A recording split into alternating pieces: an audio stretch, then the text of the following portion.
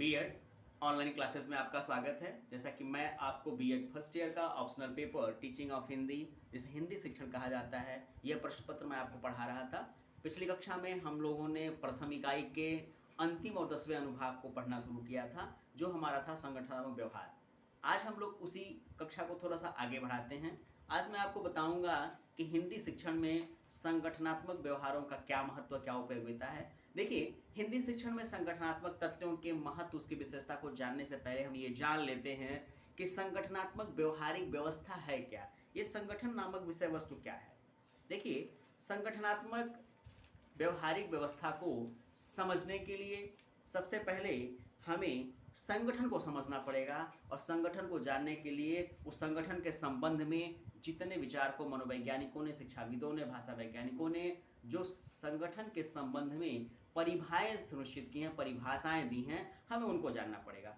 अब एक एक करके हम परिभाषाओं की बात करेंगे। ध्यान दीजिएगा, एक एक करके अगर हम परिभाषाओं की बात करें तो कहा जाता है कि संगठनात्मक व्यवहार को दी गई परिस्थितियों में, ध्यान दीजिएगा, संगठनात्मक व्यवहार में दी गई परिस्थितियों में से एक औपचारिक संगठन में, एक औपचारिक संगठन मतलब होता है एक विशेष कार्य के लिए बनाए गए लोगों का जो दल है, संगठन में लोगों के व्यवहार के अध्ययन के रूप में परिभाषित किया जाता है। ध्यान दीजिएगा, लोगों के व्यवहार के अध्ययन को लोगों के व्यवहार के अध्ययन के रूप में विकसित किया जाता है कि लोगों का जो व्यवहार है किस प्रकार परिवर्तित हो रहा है। जैसे हिंदी भाषा शिक्षण में इसका प्रयोग करें तो हिंदी भाषा शिक्षण जब बालकों को पढ़ाए जा रहे हैं, हिंदी भाषा बालक सीख रहे हैं, शिक्षक पढ़ा रहा है, तो उनके व्यवहार में किस प्रकार का परिवर्तन सुनिश्चित हो रहा है, क्या नई चीजें, नया उपादेयता दिखाई दे रही है, इसी की बात को स्पष्ट करने के लिए, साबित करने के लिए संगठनात्मक व्यवहारों के अध्ययन की बात आपके इस प्रशिक्षण कार्यक्रम में कही जा रही है। थोड़ा सा इसको आगे बढ़ते हैं।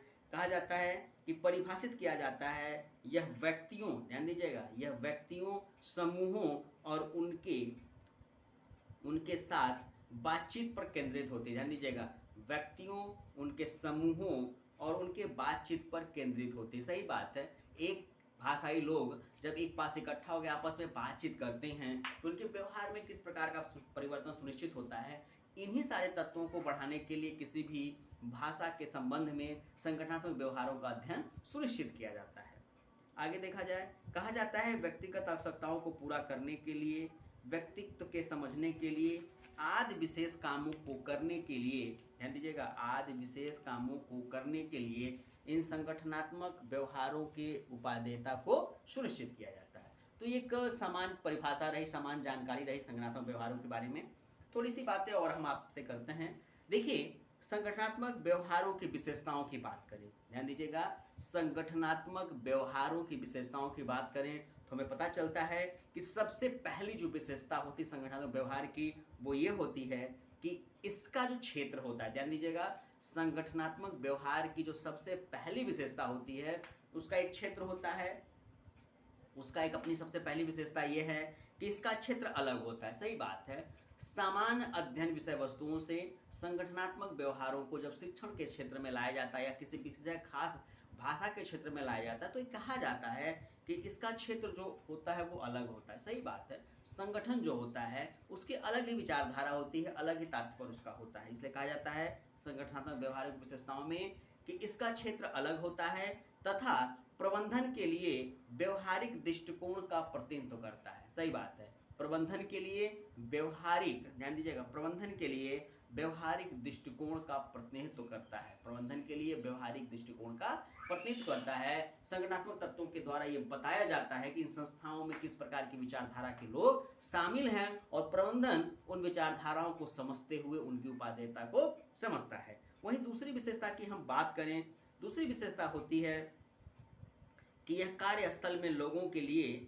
बढ़ती चिंता से जुड़े सिद्धांत, अनुसंधान, अनुप्रयोग का एक निकाय होता है। बहुत अच्छी बात बता रहे हैं। दूसरी विशेषता, मैं संगठन की बात कर रहा हूँ, दूसरी विशेषता होती है कि ये संगठनात्मक जो होते हैं यह कार्यस्थल में लोगों के लिए बढ़ती चिंता से जुड़े। सही बात है, एक स्थान पे जहाँ कई सारे लोग काम करते हैं, किसी न किसी संगठन से जुड़े होते हैं, और ये संगठन जो होते हैं, जो संस्थाएं होती हैं, उन व्यक्तियों से जुड़ी समस्याओं के लिए चिंता काम करती हैं, उनके बारे में चिंतित रहती हैं, सोचती हैं और प्रयास करती हैं कि हमारे संगठन के जो लोग हैं, जो सदस्य हैं इनको किसी प्रकार की दिक्कत ना हो, कोई परेशानी ना हो। साथ ही साथ कुछ नए तथ्यों के आवश्यकताओं के अनुसंधान और अनुप्रयोग का भी वो एक निकाय होती हैं। वही तीसरी विशेषताओं की बात करें हम संगठनात्मक तत्वों की, तो वो होती है संगठन के सिद्धांतों और शोध अनुप्रयोग का अध्ययन कर प्रबंधन की रचनात्मक सोच के लिए संगठनों की समस्याओं को हल करने की सुविधा प्रदान करना। सही बात है, प्रबंधन के पास जब असमंजस की स्थिति होती है तो संगठनात्मक तत्वों की सहायता से प्रबंधन किसी भी समस्या के समाधान को सुनिश्चित करता है। अगर एक उदाहरण के तौर पर हिंदी भाषा शिक्षण में इसके प्रयोग की बात करें तो हिंदी भाषा शिक्षण में जो कठिनाइयाँ आ रही हैं, जो समस्याएं आ रही हैं, तो तमाम ऐसे संगठन हिंदी भाषा विभाग के बने हुए हैं जो समय समय पे आगे आते हैं और हिंदी भाषा के विकास में लगे हुए प्रबंधन को उन समस्याओं के समाधान हेतु वो उपाय बताते हैं, रास्ता बताते हैं और कहते हैं कि कैसे कैसे इन समस्याओं के समाधान हेतु एक नया आकलन, एक नया विचार तैयार कर सकते हैं। और चौथी विशेषता की बात करें, चौथी विशेषता होती है कि संगठन अपने सदस्यों की सुरक्षा का एक कवच निश्चित करता है। सही बात है, संगठन जो होता है वो अपने सदस्यों की सुरक्षा का एक कवच सुनिश्चित करता है, जिससे पता लगाया जा सकता है कि संगठन की आवश्यकता कितनी महत्वपूर्ण होती है। तो आज की कक्षा में बस इतना ही। शेष जो बातें छूट रही है इस कक्षा की, इसकी चर्चा हम आपसे अगली कक्षा में करेंगे। धन्यवाद।